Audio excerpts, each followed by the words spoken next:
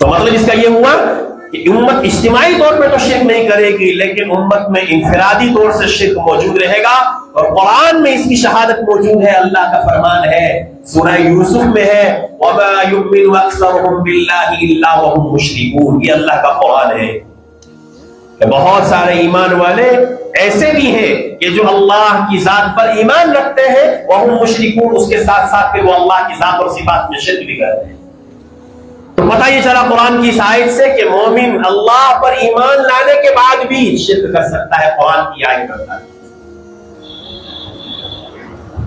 نبی علیہ السلام کا جن سے لوگوں سے واسطہ تھا، مکہ کے لوگوں سے، ذرا توجہ سے سنیے گا اس بات کو کہ اللہ کے نبی صلی اللہ علیہ وسلم مکہ میں مبعوث کیے گئے۔ نبی علیہ السلام سارے عالم کے لیے ضرور نبی تھے، لیکن نبی علیہ السلام کے پہلے مخاطب اہل مکہ تھے، مکہ کے لوگ تھے، پھر بعد میں عرب کے لوگ، پھر بعد میں ساری دنیا۔ تو مکہ کے لوگوں کے سامنے جب نبی علیہ السلام نے اس اعلاء کلمت اللہ کے لیے کلمہ بلند کیا، لا الہ الا اللہ کی صدا لگائی، تو اس موقع میں جو مکہ کے اپنے اور بیگانے سارے کے سارے آقا کے دشمن ہوئے، تو اس کے پیچھے وجہ کیا تھی؟ کیا مکہ کے وہ لوگ جو نبی علیہ السلام کے دشمن بنے، کیا وہ صدقہ و خیرات نہیں کیا کرتے تھے؟ وہ تو کعبہ کے متولی تھے، وہ تو حاجیوں کی خدمت کیا کرتے تھے، حج اور عمرے پر آنے والوں کی بہترین مہمان نوازی کیا کرتے تھے، اللہ کے راستے میں خرچ بھی کیا کرتے تھے۔ اور شاہ ولی اللہ محدث دہلوی نے تو یہاں تک لکھا ہے کہ مشرکین مکہ تو نماز بھی پڑھا کرتے تھے، بہت ساری بھلائیاں ان کے اندر جمع تھی، یہاں تک کہ وہ یہ بھی کہا کرتے تھے جب ان سے قرآن نے نقل کیا وَلَئِن سَأَلْتَهُم مَّنْ خَلَقَ السَّمَاوَاتِ وَالْأَرْضَ لَيَقُولَنَّ اللَّهُ، جب ان سے سوال کیا جاتا کہ بتاؤ نا زمین آسمان کو کس نے پیدا کیا، تو کہا کرتے تھے مشرکین مکہ کے پیدا کرنے والی ذات اللہ کی ہے۔ وَلَئِن سَأَلْتَهُم مَّن نَّزَّلَ مِنَ السَّمَاءِ مَاءً، جب ان سے پوچھا جاتا کہ کون ہے جو آسمان سے بارش برساتا ہے، تو کہتے تھے لَيَقُولَنَّ اللَّهُ، کہتے تھے کہ یہ پانی برسانے والی ذات اللہ کی ہے۔ پھر معاملہ کہاں بگڑا، مکہ والوں سے غلطی کہاں ہوئی؟ پھر مکہ کے مشرکین کیوں ٹھہرے؟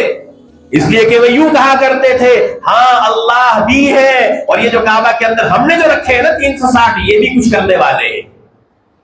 تو مسئلہ بھی اور ہی کا تھا،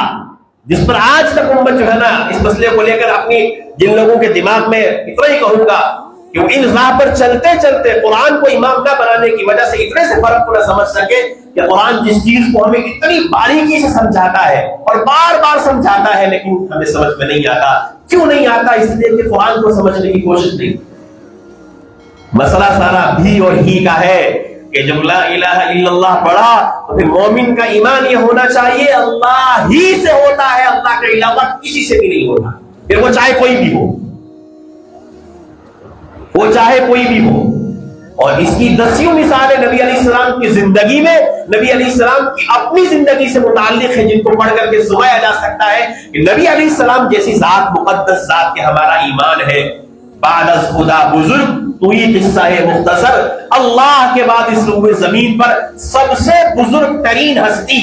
کائنات کی سب سے عظیم ترین ہستی امام الانبیاء کی ذات۔ ایک موقع پہ ایک آدمی نے آ کر کے یہاں نبی علیہ السلام کے سامنے عرض کیا ماشاء اللہ وماشاء محمد، سنیے گا یہ اللہ کے نبی کے سامنے کہا جا رہا ہے ماشاء اللہ وماشاء محمد، جو اللہ چاہے اور جو محمد چاہے۔ نبی علیہ السلام نے فرمایا لا قولوا بل ماشاء اللہ وحدہ، یہ مت کہو کہ جو اللہ چاہے اور جو رسول چاہے، بلکہ یوں کہو کہ جو اللہ چاہے ہوگا وہی۔